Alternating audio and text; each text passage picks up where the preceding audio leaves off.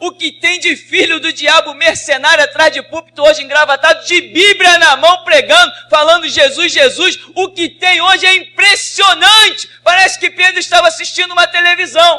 Impressionante, inigualável essa revelação. Amém. 1 Samuel 13:8 diz: Então Saul esperou 7 dias, conforme Samuel havia orientado. Mas quando viu que Samuel não chegava a Gilgal, o exército abandonou Saul e se dispersou.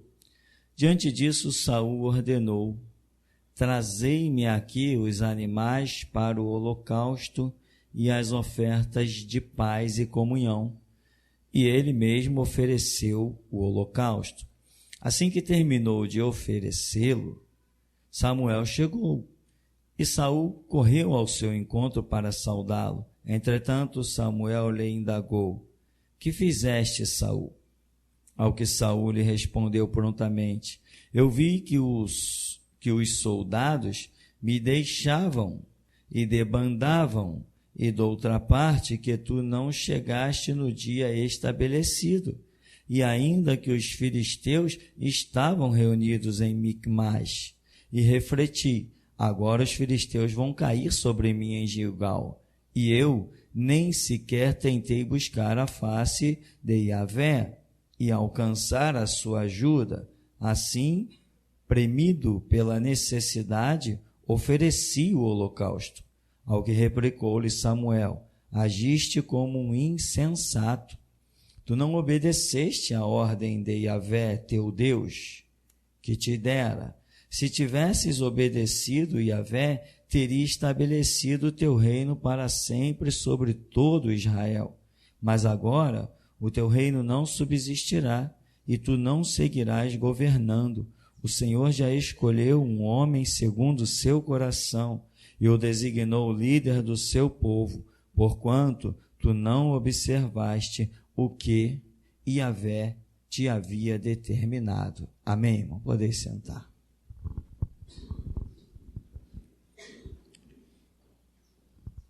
A história de um princípio da queda de um homem, na verdade, um princípio e uma queda. Já começa aqui palavras para acabar com o reinado de Saul. E por ele não aceitar o fim do seu reinado, ele vai perder também a sua vida. Mais detalhes: nós servimos a um Deus vivo. E nós não podemos mais andar nas fábulas.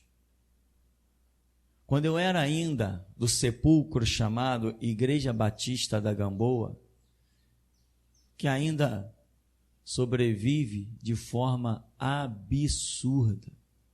Você já viu igreja sem pastor? Lá tem. Eles se chamam igreja, eles não têm nem pastor. Aquilo fica mais sem pastor do que qualquer outra coisa. A última vez que eu vi, a igreja estava 2 anos sem pastor. E eles se acham igreja. Em vez de fechar aquele boteco lá e parar com essa palhaçada e procurar realmente uma igreja, porque igreja sem pastor não é igreja. Igreja tem que ter pastor. Enfim, detalhes à parte. Quando eu era daquele sepulcro, as pessoas já naquela época me criticavam. Porque eu dizia: não, peraí, vamos orar porque Deus vai falar. Não, como assim falar? Nós temos que agir. Eu falei: não. E as pessoas: não, mas Deus não vai falar. Eu falei: ué, ele é vivo? Ou o nosso Deus é morto? Não, ele é vivo. Se ele é vivo, ele fala. Fala ou não fala? Por pouco eles não diziam não, mas não pode dizer que ele não fala. Aí, não, tá, ele fala. Então vamos orar porque ele vai falar. Não, mas não vai falar. Eles admitiam que Deus fala, mas não admitiam que ele iria falar. Evangelho Batista. Eu cuspo nesse negócio há muito tempo. Aquilo não presta para nada, nem para criança brincar.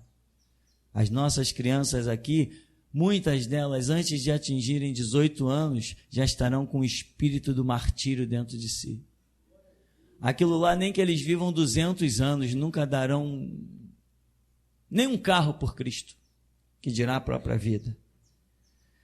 Para se dar a vida por Cristo, a palavra tem que estar dentro de você e não apenas nesse livro. A Bíblia só se torna a palavra de Deus quando essas palavras vêm para dentro de você. Senão é apenas um livro, irmão. Elas só ganham vida quando elas acham o teu coração para repousar. Fora isso, é só um livro. A União Soviética fez fogueiras e mais fogueiras desse livro em praça pública. A Coreia do Norte, a China, destruíram o livro, mas aqueles em quem esta palavra estava dentro no coração, eles não conseguiram destruir. Então tem diferença. Então, irmão, Deus fala, fato consumado, buscar-me-eis e me achareis, clama a mim e eu responder-te-ei. Ora, ele está dizendo que ele responde, ele é vivo, ele fala. Aqui, Saul tinha uma direção de Deus, que ele sabia muito bem que falava pelo profeta Samuel. Fica tal dia e tal, etc, etc, espera até que eu venha. Só que aqui no papo de Saul, nós identificamos que parece que Samuel não veio no dia, ele chegou no dia seguinte. No dia exato que ele marcou, por algum motivo ele não chegou. E tem pessoas que se desesperam assim, por uma questão de um dia. Mas não vai mudar nada se você permanecer firme esperando. Como Saul, não ia mudar nada. Mas mudou quando ele disse, não, Samuel tem que vir no domingo. Ele não veio no domingo, então na segunda eu mesmo vou oferecer sacrifício e holocausto. E aí ele foi reprovado, rejeitado e retirado do reino. Mas Samuel, tu disse que viria. Não importa o que Samuel, o profeta, como homem, encontrou de obstáculo no seu caminho, na sua vida, diante de si. Se o jumento empacou, se o trânsito dos cavalos estava complicado, não interessa o que aconteceu. Quando você tiver uma palavra de Deus, espera nela até a morte. É assim que funciona. Se você tem uma palavra, as circunstâncias não podem te mover. Deus disse que eu tinha que esperar aqui. Samuel disse que viria tal dia. Não, Samuel não veio, mas Deus permanece firme. Ele disse que é para eu esperar aqui, eu vou esperar aqui. Então, é a palavra, de Deus que está acima da palavra do profeta. Deus honra a palavra do profeta porque ela é dele. Deus honra a palavra dos pastores, porque ela é dele. Deus honra a sua própria palavra, que está acima de qualquer circunstância. Então você não pode ver a palavra de Deus remodelada a circunstâncias humanas. Não, o homem de Deus disse que, e quando ele falou, eu senti que Deus falou comigo. Então Deus falou pela boca de um homem de Deus, mas quem falou contigo foi Deus. Então a sua esperança está em Deus. Homens podem ter problemas, homens podem ter empecilhos, homens podem ter atrasos, homens podem calcular, tal dia, tantas horas, estou chegando aí, vou passar do avião e vou descer aí.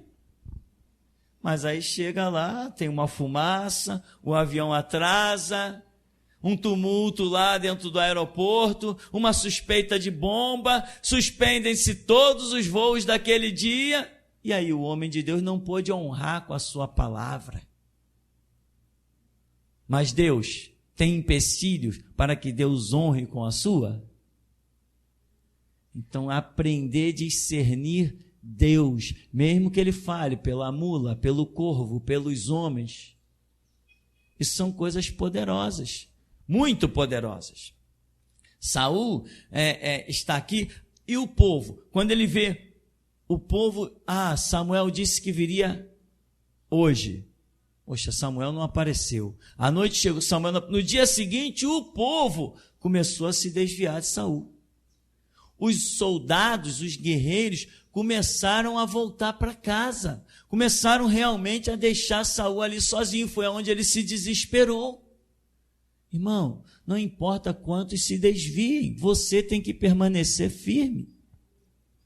Não interessa quem vai se desviar. A Bíblia, quando diz assim, sede firmes e constantes, eu entendo essa palavra pessoal. Buscar-me-eis e me achareis é pessoal. Deus não está falando, buscar-me-eis todos vós juntos. Não, junto é um fato, mas individual é um fato muito mais forte.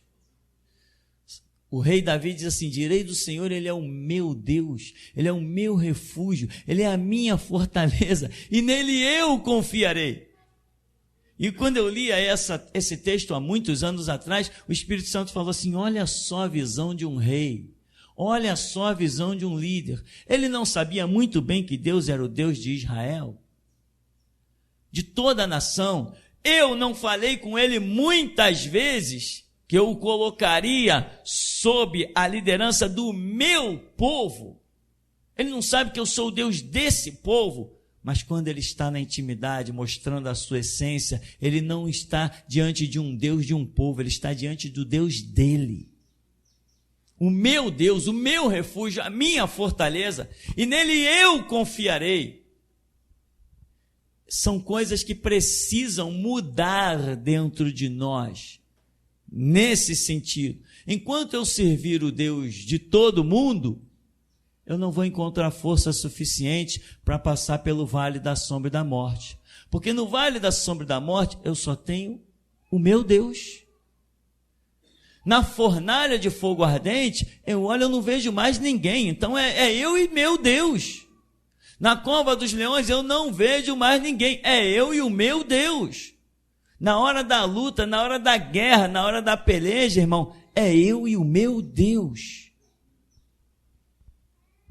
Depois que tu sai da fornalha, do vale, tu reencontra a multidão, mas tem momentos que você vai ter que estar sozinho. E esse conceito dessa proximidade, dessa intimidade, isso é poderoso, isso é forte e tem que existir na tua vida. Então, o povo, Samuel não veio, o povo também se desviou, foi procurando seu caminho. Quando Samuel voltasse, ele diz, Samuel apareceu, eles iam voltar. Mas alguma coisa eles iriam perder, porque também não tiveram aquela fé firme, inabalável, esperando Samuel. Samuel disse que vem no dia tal, ele não veio no dia tal, no dia seguinte cada um começou a tomar seu rumo. O que será que eles acreditaram? Não, se Samuel não apareceu, então Deus não está mais nesse negócio. Mas Deus estava no negócio. Mas nenhum deles ainda havia aprendido a seguir Deus.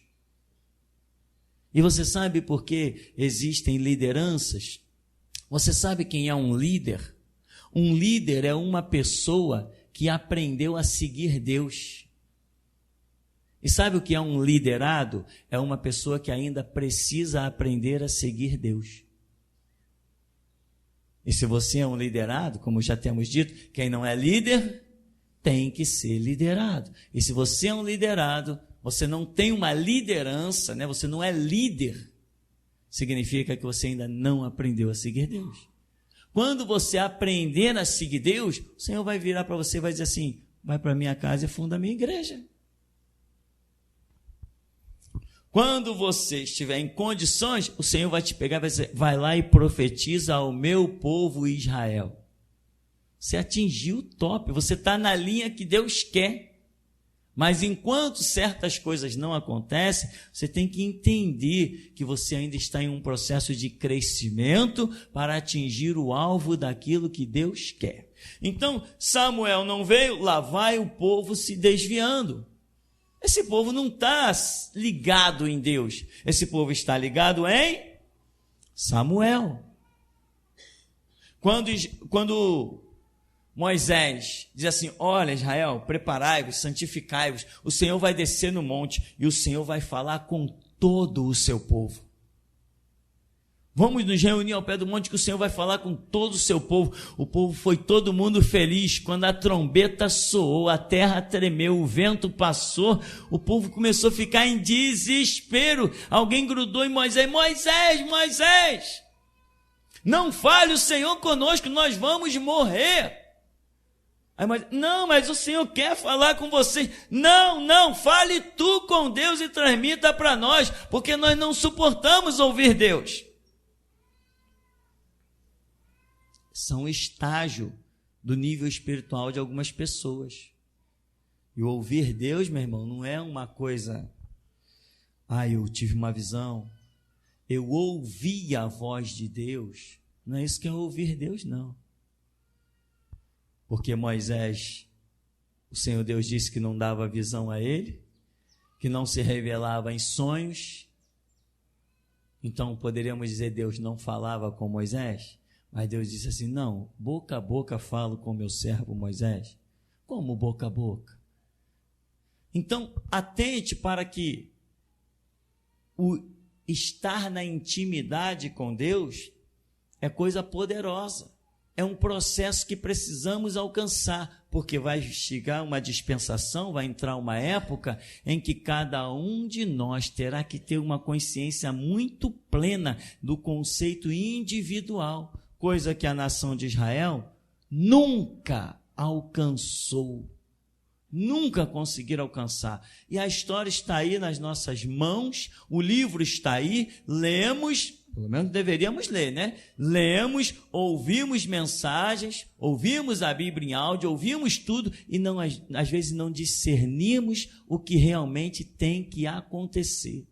A postura que precisamos ter, eu não posso ser como Israel, não posso ter aquele conceito, eu não posso ter aqueles erros. Eu tenho que me espelhar em outras coisas, eu tenho que ser, se eu olhar para Israel, é apenas para ser diferente do que eles sempre foram. Quando o próprio Deus começa a falar com eles, eles estremecem e não querem ouvir. Não, Moisés, fale tu conosco. Pode um povo ficar apavorado diante do seu Deus?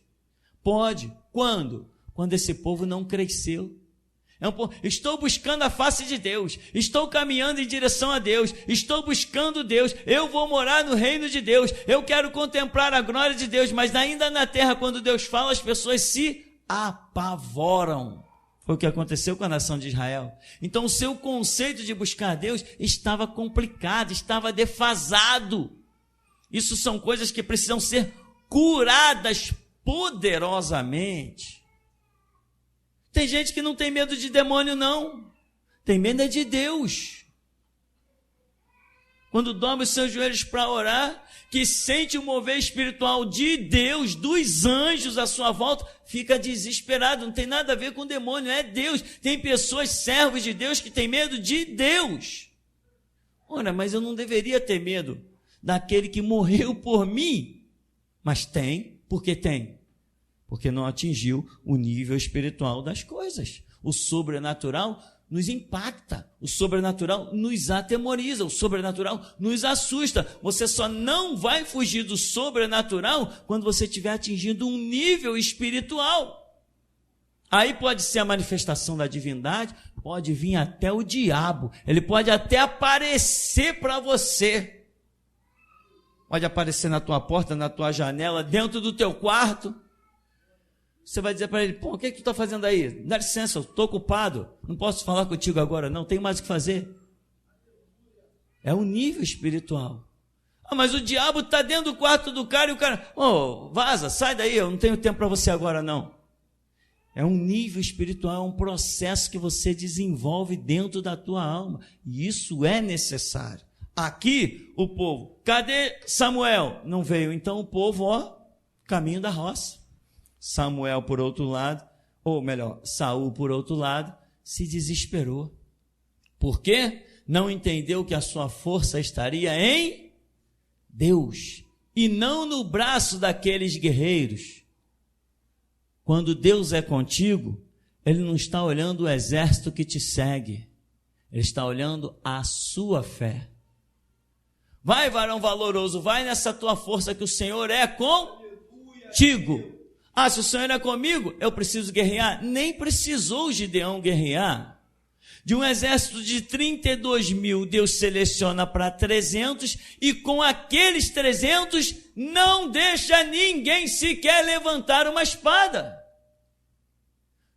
Os inimigos se mataram. Já não vimos isso várias vezes? Deus jogou lá um temor no meio dos inimigos, fez uma arruaça com apenas 300 homens mais Gideão, fez uma arruaça que eles se mataram um ao outro.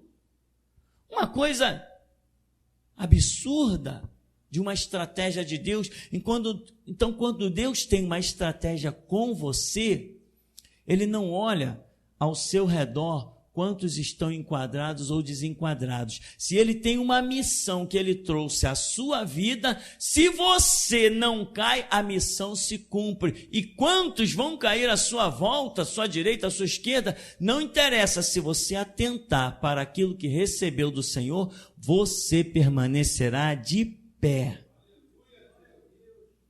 Não importa se a família cai, se o filho cai, se o pai cai, se a mãe cai. Não importa se você é um pastor e toda a sua igreja cai, nada interessa. Mas aqui, quando Samuel demora, desestrutura todo mundo. Os soldados ficaram desestruturados, por quê? Porque Samuel não veio. O rei Saul ficou desestruturado, por quê? Porque Samuel não veio. Ele acabou de oferecer o holocausto. É assim que acontece. Quando você não está atentando para aquilo que Deus tem falado contigo, você faz besteira. Ele não tinha autoridade para oferecer sacrifício. Ele é rei, não é sacerdote. Sacerdote é Samuel. Sacerdote é Samuel. Samuel podia oferecer o sacrifício, ele não podia. Ele foi e ofereceu. E diz a Bíblia que mal ele acabou de oferecer o sacrifício, Samuel chegou. Fez diferença? Mais algumas horas? Os inimigos estavam se aproximando. E eu ainda não tinha buscado a benevolência do Senhor. Ainda não tinha orado a face do Senhor. Sabe o que é isso? Sabe o que é essa expressão de Saul? Eu ainda não havia recebido a graça de Deus. Eu ainda não havia buscado a face do Senhor. Sabe o que é isso? Deficiência na caminhada espiritual. Ora, meu irmão, se um exército se acampar contra mim, eu não vou orar. Eu estou pronto para eles. Agora, tem gente que negligencia a caminhada. Quando o cerco pega fogo, se sente em deficiência. Samuel vem, é muito que bem. Samuel vem, ele é o sacerdote, nós vamos reverenciar, vamos adorar o nosso Deus com todo prazer. Mas se Samuel não vier, eu vou permanecer firme. E tem mais, eu não vou para a guerra por causa de um holocausto. Eu não vou para a guerra porque um bezerro vai ser queimado no fogo. Eu vou para a guerra porque eu confio no Senhor dos Exércitos que me chamou para essa missão. É a vida espiritual. Agora, eu não busquei a face do Senhor ainda. Eu ainda não recebi a benevolência do Senhor. Pensamentos completamente deturpados. Aquelas pessoas que dizem assim, será que eu estou em pecado com Deus? Será que... Não, será que nada, meu irmão? Eu ando com Deus, eu tenho consciência dos meus passos e eu tenho que purificar o meu caminho, observando segundo a palavra de Deus. Na hora que o inimigo descer na minha frente, eu piso na cabeça dele. Na hora que o diabo se manifestar, eu sai, maior sou eu do que tu. Palavras assim que você precisa entender que vem de uma estrutura. Eu não busquei ainda a face do Senhor. Ora, lá vem o exército do Egito. Moisés, o povo está aí. O que faremos agora, Moisés? Aí o povo cai para cima de Moisés.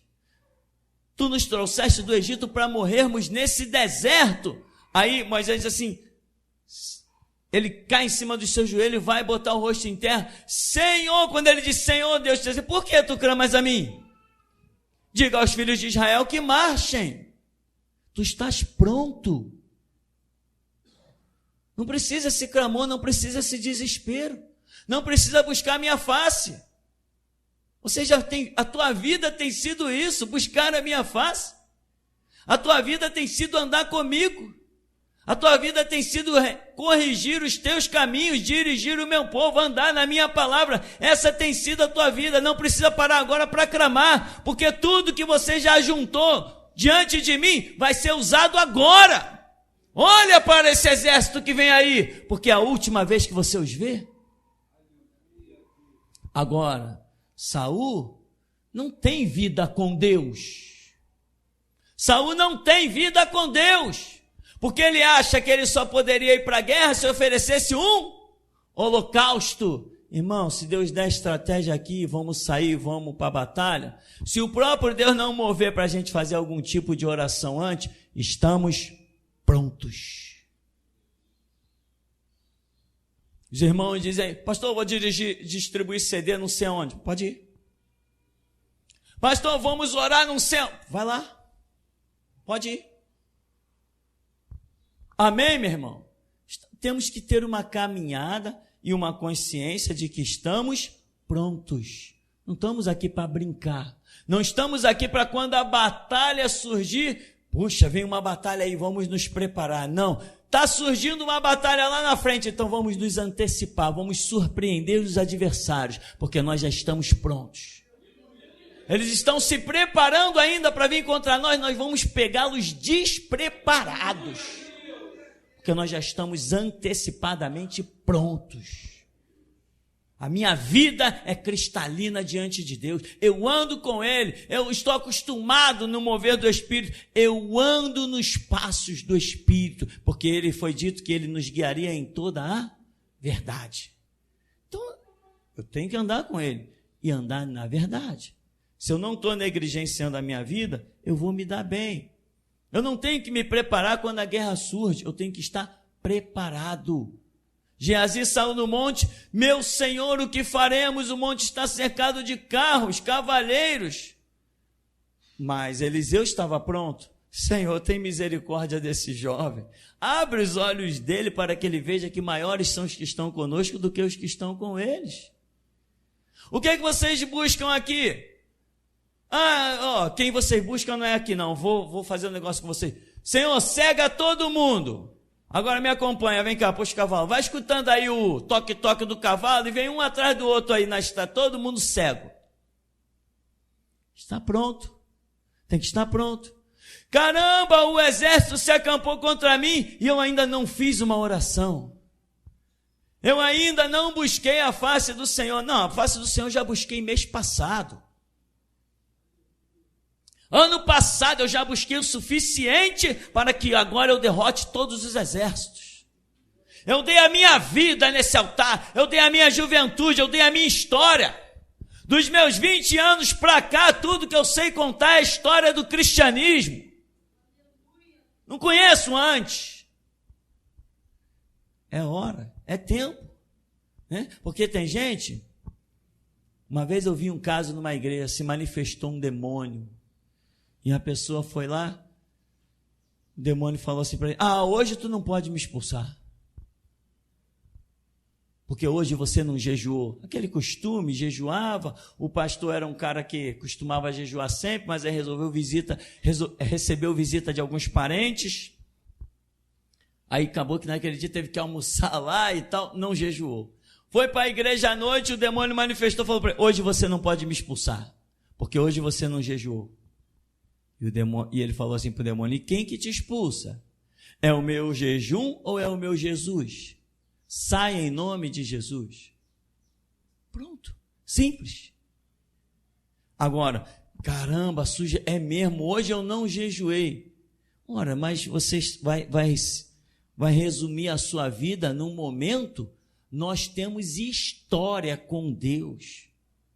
Mas não foi o caso da visão de Saul e do exército de Saul, que mesmo vendo que Deus já vinha historicamente agindo, como levantou Saul e como falava com Samuel e tudo, por uma questão de uma personalidade, Samuel, ou um dia de atraso, seja lá como for, cada um tomou o seu caminho. E o rei Saul, eu vi o povo se afastando de mim. Eu estava ficando sozinho. Irmão, é na hora que você ficar sozinho que você vai ver que Deus é só teu. Não entendeu, né? Você não entendeu. Muitas vezes nós estamos dentro da igreja e tem coisas tremendas. Nosso Deus, o triunfo, a glória, o brado é de um Deus coletivo. Mas quando você está sozinho, você diz verdadeiramente, eu tenho um Deus. Ele é comigo mesmo. Ele não operou só por causa de toda a igreja, ele operou exclusivamente por causa de mim. Eu estou sozinho nessa guerra e ele se manifestou. Ele desceu no vale comigo, ele entrou na cova comigo, ele foi na fornalha comigo. Ele fez 1000 cair ao meu lado, 10.000 à minha direita. Ele é o meu Deus. Agora ninguém me segura. Esse conceito do Deus individual. Então você tem que estar ali buscando, clamando, seguindo a direção. O que Deus falar, você vai seguir. Outra coisa, Saul já vinha em negligências. Chegou nessa hora dessa batalha, dessa prova, dessa dificuldade, ele não passou, porque ele já vinha em negligências.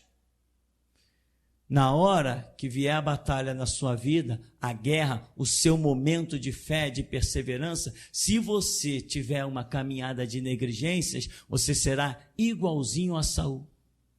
Mas se a sua caminhada não estiver sendo de negligências, na hora que o exército se acampar contra você, você será igualzinho a Eliseu. Pronto. As pessoas iam buscar Eliseu, buscar a face de Eliseu. Eliseu, assim diz o Senhor. Eliseu, assim diz o Senhor. Elias, assim diz o Senhor. Jeremias, assim diz o Senhor. Sempre prontos. É assim que nós temos que caminhar. Sempre prontos. A sua igreja começa dentro da sua casa. A sua adoração começa dentro do seu coração. Vão para a igreja adorar a Deus. Não, você não vem para a igreja para adorar a Deus, porque se você não for um adorador lá no meio da rua, aqui você nunca será. A sua vida tem que ter história, caminhada com Deus. Não é aqui que se vê os adoradores. Ao contrário, é lá fora que se vê os adoradores. Adorador não é quando estamos reunidos. Aqui estão os adoradores. Amém. Tá tudo aqui dentro, tá tranquilo, né? Até o dia que, sei lá, vier alguns policiais aí na porta. Ah, você está preso. Tá, a gente está aguardando. Não sei. Eles estão com muito trabalho atualmente. Brasília não está deixando eles descansarem. Então, enquanto você está aqui dentro, tudo é um quadro só. Mas lá fora, quando não tem toda a igreja reunida, aí todo mundo vai olhar e não vai dizer, vamos ver o Deus da geração de Jesus Cristo. Não, eles vão dizer, vamos ver o Deus daquele cara. Vamos ver o Deus daquela mulher. É assim que Deus quer mostrar lá fora. O quanto Ele pode amar um ser humano e livrá-lo e abençoá-lo e dar-lhe vitórias que jamais ninguém imaginou. No individual. Na arena! Na arena, meu irmão. Os maiores nomes se destacaram nas arenas, nas cadeias, nas algemas e nas prisões. Aleluia, foi lá que se destacaram os maiores nomes. Quando eles estavam sozinhos, o grilhão era só deles. Também Deus era só deles. Na luta contra os leões, era só o Deus deles. Permanecerem firme até a morte. Ser fiel até a morte, dar-te-ei a coroa da vida. Então, irmão, não importa a circunstância.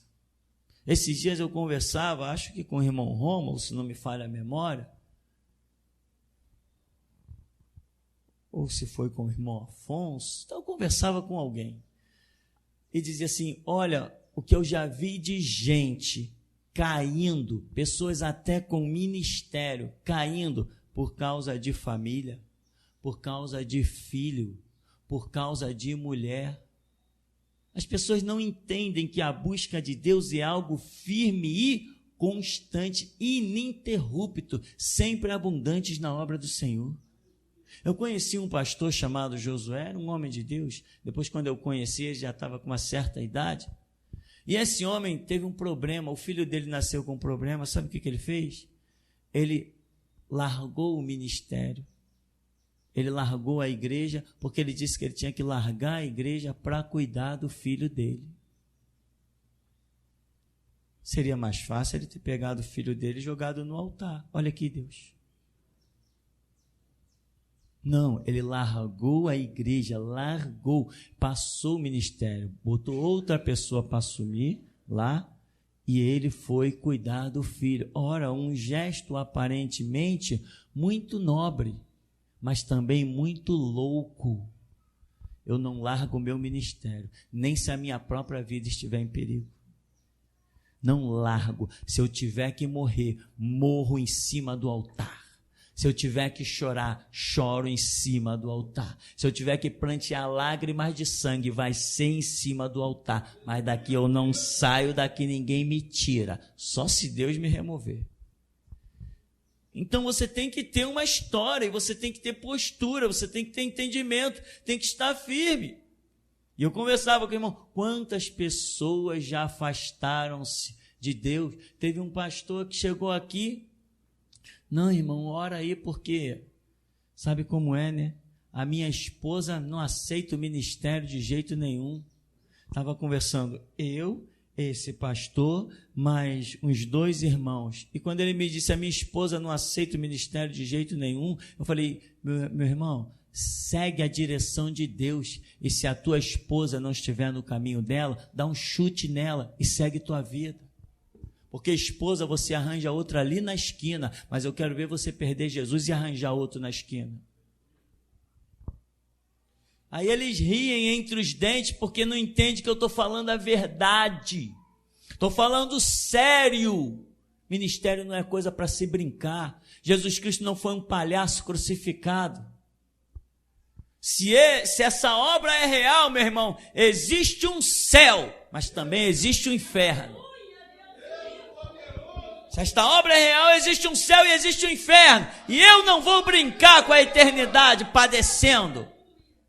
A eternidade num lamento, a eternidade longe da graça de Deus. Eu não vou brincar com isso. Se eu acredito num caminho, e eu não tenho, acreditar para mim é pouco. Porque nós já recebemos a testificação do Espírito Santo de que é assim. Acreditar é muito pouco. As pessoas dizem, você acredita em Deus? Eu falo assim, eu vou dizer que acredito porque é o que você entende. Acreditar, mas acreditar para mim é muito pouco. Eu aposto a minha vida no Deus que eu nunca vi. Aposto não só a minha vida, aposto qualquer coisa. Eu aceito qualquer desafio que alguém criou, inventou, que venha inventar, como esse Deus é real. Aceito qualquer um desafio. Deus não é fábula, Deus é fato.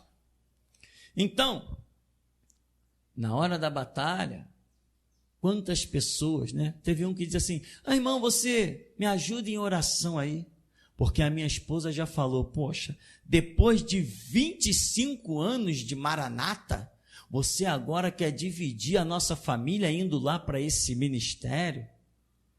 Então, meu irmão, você me ajuda aí em oração. Eu falei logo para os irmãos, isso aí já era, é mais um lixo. Se conhecesse Jesus, meu irmão, quando a esposa dele dissesse assim, você agora depois de 25 anos quer dividir a nossa família, nossa filha canta no coral, eu sou regente do coral, o outro faz não sei o que na igreja, você agora vai para outra igreja para dividir a nossa família? Ele diria, a minha família são aqueles que fazem a vontade do meu Pai que está nos céus. Mas era um inútil, era um resto, que Jesus perdeu tempo em chamá-lo, só não perdeu tempo porque vai justificar depois o castigo que vai dar. Então, irmão, esse conceito dessa manifestação individual, pessoal de Deus, essa caminhada é algo muito poderoso, é algo muito tremendo. Nunca vi tantas perdas de ministério como envolvendo família, o laço sentimental. Aqui nesse ministério não tem família. Aqui nesse ministério tem guerreiros. Cada um individualmente tem que estar com a espada na mão. Aqui não tem família na batalha. Aqui a família é vista aos olhos de Deus, não aos olhos humanos. Eu não vejo família aqui dentro da igreja. Uma vez se deu um caso aqui. Falei para um irmão, eu sabia que ele tinha um problemão com a família dele. Um problemão com a mulher dele. E Deus deu uma direção e falou assim, irmão, você, por favor, assuma aqui e faz isso assim, assim. Aí alguém disse assim para mim, caramba, pastor, sabia que a esposa do cara é isso, aquilo outro? Ele vai ter problema? Eu falei, é problema dele, não é meu. O problema que ele vai ter é problema dele. Eu sei sim. Se ele quiser obedecer a Deus agora com essa ordem, ele vai ter problema e vai até ter que se separar. Problema dele. Ou ele se separa da mulher ou ele se separa de Jesus. Ele que escolhe. Aqui não tem família. Igreja da Família é a nova vida. Tem outdoor em tudo que é cidade por aí, em tudo que é canto. Venha para a nova vida, a Igreja da Família. Lá é a Igreja da Família. Não, aqui é a Igreja de Guerreiros. Aqui não tem família. Aqui o chamado de Deus é individual. Aqui não tem chamado coletivo. Aqui Deus chama todos os povos, todas as tribos, línguas e nações para cada um comparecer perante Ele e receber a ordem. Aqui é individual, não tem coletivo. É assim que Deus me ensinou, é assim que eu vivo, é assim que eu prego, e é assim que eu consegui hoje ser o homem mais importante que o planeta Terra está conhecendo no século 21.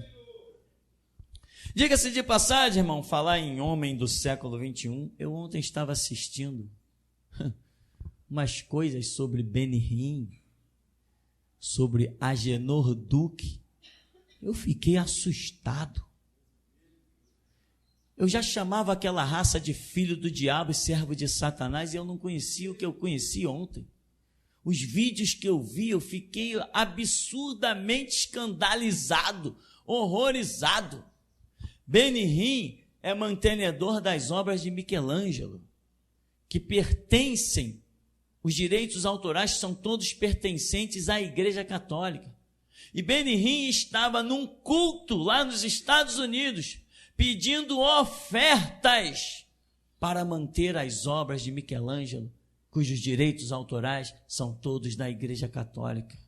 Benihim estava falando, as freiras, minhas irmãs, que me ensinaram sobre Jesus Cristo. Eu fiquei assustado. E me deu uma ira tão grande, que eu falei, Jesus, prepara o dia para fazer um desafio com essa raça. Prepara um dia. Um Agenor Duque bota uns caras falsos lá no culto dele, para desafiar, os caras caem, aquela pataquada toda. Assim que eu tiver uma oportunidade, eu vou dizer assim para ele, aí filho do diabo, tu não quer desafio não? Me leva aí dentro do teu templo para a gente ver. Estou esperando essa hora, perante o Deus vivo, que há de julgar todos os povos pelo seu sangue. Eu estou esperando essa hora, para ele ver o que é um desafio. Então, irmão, é o individual. Você tem que saber caminhar com Deus, e aí você vai discernindo todas as coisas. Permanecer firme. Alguém demorou e Deus demora? Não, você fica aqui. Tá, fica aqui. Fica aqui que eu vou enviar fulano para vir aqui falar contigo. Fulano não apareceu, mas Deus está ali. Tem que ter esses conceitos assim, bem enraizados na sua mente, bem poderosos. Ele diz, no verso 9, diante disso Saul ordenou, trazei aqui os animais para o holocausto e as ofertas de paz e comunhão. E ele mesmo ofereceu o holocausto. Assim que terminou de oferecê-lo, Samuel chegou e Saul correu ao seu encontro para saudá-lo. Entretanto, Samuel lhe indagou, que fizeste? Ao que Saul respondeu, eu vi que os soldados me deixavam e debandavam, e doutra parte que tu não chegaste no dia estabelecido, e ainda que os filisteus estavam reunidos em Miquimais. Ou seja, todo mundo está me abandonando, nem você, que é um representante de Deus, não chegou, e os inimigos estão ali em Miquimais, estão logo ali. Os inimigos estão bem ao redor, estão me cercando, já estão de olho no meu arraial. Os inimigos estão prestes a descer para vir contra mim. Eu não busquei ainda a face do Senhor, você não veio, o exército está me abandonando. E você, irmão? Quando você vê que todos te abandonaram, quando você vê que há um exército se acampando contra você e você olhar e dizer assim, estou sozinho, o que você dirá? Eu sei o que eu direi. Ainda que eu andasse pelo vale da sombra e da morte, não temeria mal algum, porque tu estás comigo, a tua vara e o teu cajado me consolam. E tu preparas uma mesa perante mim, aonde? Então é quando os inimigos vêm que Deus vai botar a mesa. Porque a mesa é preparada na presença dos inimigos. Quer comer do bom e do melhor? Quer comer de uma mesa servida por Deus? Deixa os inimigos se acamparem. E quando Golias descer no vale, e aí, israelitas, não tem ninguém aí para pelejar contra mim, não? Antes que ele termine de falar, vai lá e arranca a cabeça dele. Antes que ele termine de falar, não espera nem ele completar a afronta dele. Discirna a sua vida com Deus, a sua caminhada, e não brinca, não dê moleza, meu irmão, como se diz na gíria, não pisa na bola, anda com Deus de manhã, toda noite antes de você deitar. Deus, beleza aí a minha vida? O que eu tenho para me corrigir? Tá tranquilo? Beleza, deitei. De manhã acordei, Deus, e aí o dia? Qual é a direção? Tem coisa aí, Senhor, para corrigir? Não, tá beleza. Então, meu irmão, se tu tá andando com Deus, quando o diabo aparecer, arranca o chifre dele. Corta o rabo dele, meu irmão. Sabe, irmão? Seja valente, seja intrépido. Você não está ouvindo palavra de Deus para depois ser covarde. Está ouvindo palavra de Deus para se tornar servo de Deus. Servo de Deus não corre de batalha.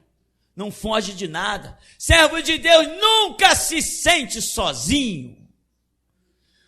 Os soldados me deixaram, você não veio, os inimigos estão ali à porta.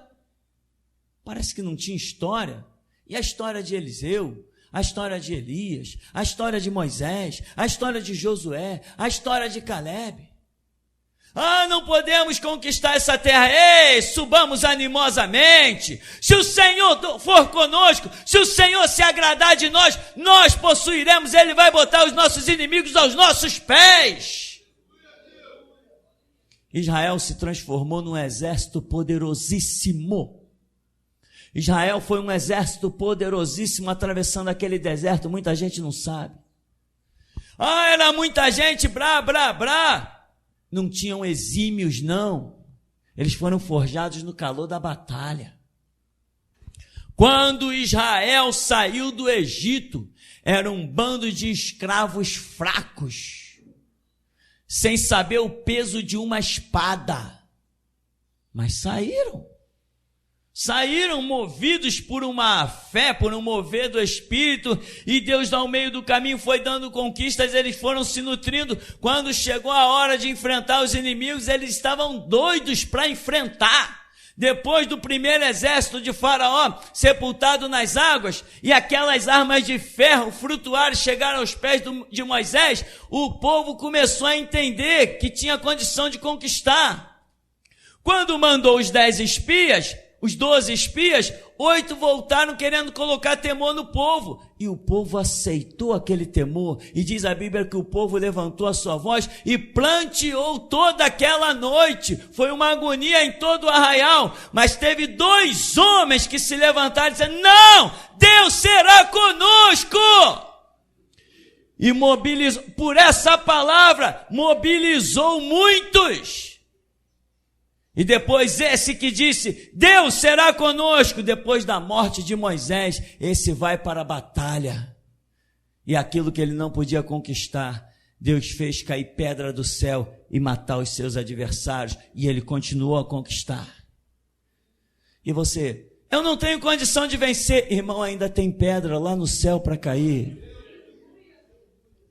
Eu não tenho condição de vencer. Existe um anjo que saiu no meio do arraial e matou 185 mil. Então você tem que dizer: eu posso todas as coisas naquele que me fortalece. Essa é a filosofia do Evangelho, irmão. Não é ter medo, não é fugir, é encarar. Muita gente confunde: ah, os irmãos do passado tiveram que fugir. Não, não é fuga, foi direção de Deus. No que parecia fuga era a direção de Deus, e por onde eles iam passando, Deus ia operando sinais, prodígios, maravilhas, deixando igrejas fundadas, assombrando, desfazendo as obras do diabo. Então não confunda fuga. Evangelho não tem fuga, nós não fugimos, nós encaramos tudo. E a hora que Deus quiser matar quantos quiser, Ele mata. Se Deus tiver que matar todo mundo para que a sua igreja permaneça de pé, irmão, assim será. Então você só precisa confiar, deixar que Deus haja, deixar que Ele realize as obras que tem a realizar. Então, quando você se vê sozinho, abandonado, desamparado, você apenas pergunta: Deus, o Senhor me abandonou? Não, eu estou aqui. Então você com Deus é o suficiente para derrotar qualquer exército. Amém, irmão? E até aqui nos tem ajudado, Senhor. Paz, igreja. No começo do culto, pastor, eu via a Bíblia pegando fogo. Depois eu vi o altar pegando fogo. E depois eu via também o Senhor pegando fogo. Amém. Depois eu vi, igreja, uma caminhada. E no final dessa caminhada tinha um grande trono branco. E as pessoas que estavam caminhando, essas pessoas vestiam preto. E o que estava em volta dessas pessoas eram mulheres chorando, crianças chorando. Eu via também carros novos e observava na visão que durante a caminhada algumas pessoas iam sumindo, não chegava até o objetivo. Amém. E vi também, pastor, uma cidade, e nessa cidade tinha algumas pessoas, e essas pessoas tentavam fazer o que era errado. E quando elas tentavam fazer, eu via que aparecia na frente dela alguns homens de branco com a espada na mão. E essas pessoas se curvavam. E Deus me deu uma palavra que o Espírito Santo deu nesse ministério há alguns dias. Jesus não é carpinteiro e não é pescador. E o cedro é de ferro. Amém. Depois, pastor, Deus me mostrava 2 carruagens de fogo aqui dentro. Uma desse lado onde fica o irmão Samuel e outra desse lado onde fica a irmã Dayana. E nessa carruagem tinham 2 anjos, pessoal. E esses 2 anjos jogavam uma corrente de ouro no pastor, dos 2 lados, como se estivessem lutando para ver quem levaria o pastor. E de repente, pessoal, essa carruagem ela começava a subir e o pastor ia junto com eles e o púlpito ficava vazio. Amém.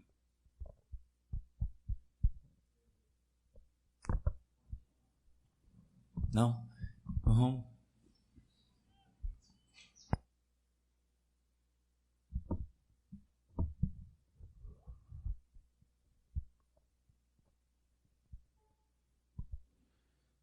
Na hora que o senhor falou que aqui não tem nenhum tijolo colocado por ímpio, colocado por ateu, colocado por político, nessa hora caiu uma espada de fogo aqui, bem nesse lugar.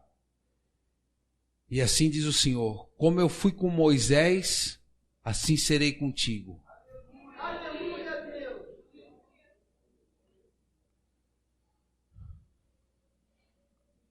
Quando o irmão André estava orando, eu vi quando começou a se formar um dragão.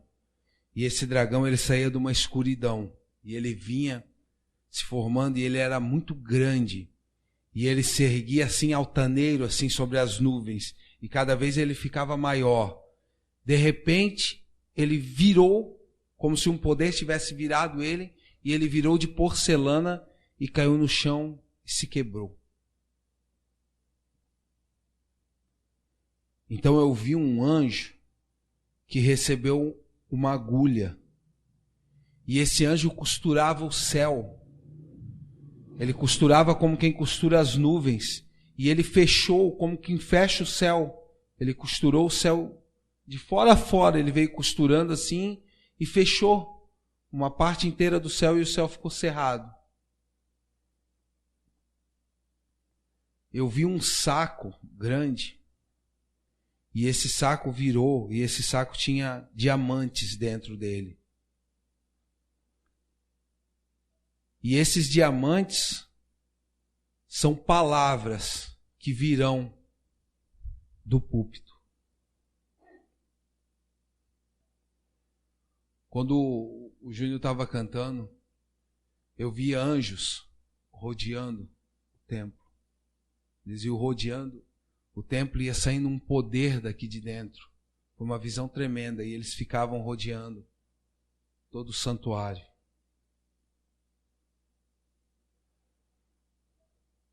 Eu vi uma espada também sair aqui, ó, da frente do púlpito, uma espada muito diferente. Ela era uma espada como se fosse quadrada, ela assim.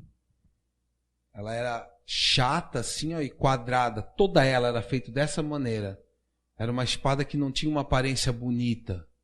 E ela se formou saindo desse canto aqui do púlpito. Ela ficou formada aqui, ó. Eu vi quando toda a congregação se alinhou e se juntou e formou uma espada. Cada um ia para o seu lugar, ia se formando assim, ficando de pé e formou uma grande espada. O Senhor não estava no meio, estava só a congregação.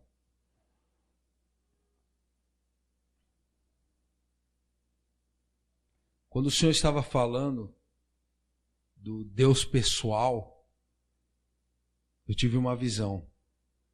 Eu vi uma balança.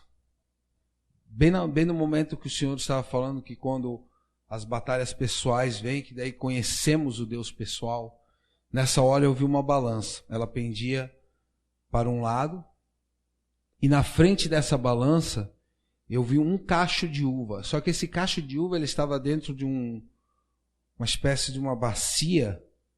Só que ele era tão grande que ele transbordava para fora assim daquela bacia, ele transbordava assim de tanto, tipo, uma abastância tão grande que ele transbordava. E assim diz o Senhor: o que passar pelo crivo terá o Deus pessoal.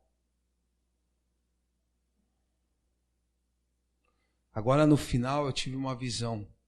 Eu vi um grande anjo branco. Ele parecia um gigante, ele era um anjo, mas ele não tinha asas. E ele vinha e começava a cortar montes. Ele aplainava os montes com a sua espada.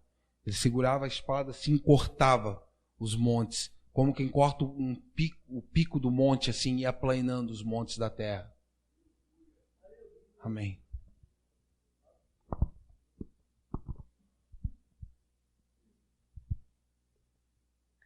Quando era falado sobre família, aí aqui na frente do púlpito, dizia uma frase escrita: família individual. Aí era colocado 2 mulheres aqui na frente, uma do lado da outra, e assim diz o Senhor aos maridos dessas mulheres: se prepara, pois terá que renunciar. E em seguida, quando era dito aqui forma guerreiros, aí caía várias espadas, como se fosse uma chuva de espada. E os irmãos só faziam assim. Alguns irmãos pegavam essas espadas já no ar. Amém.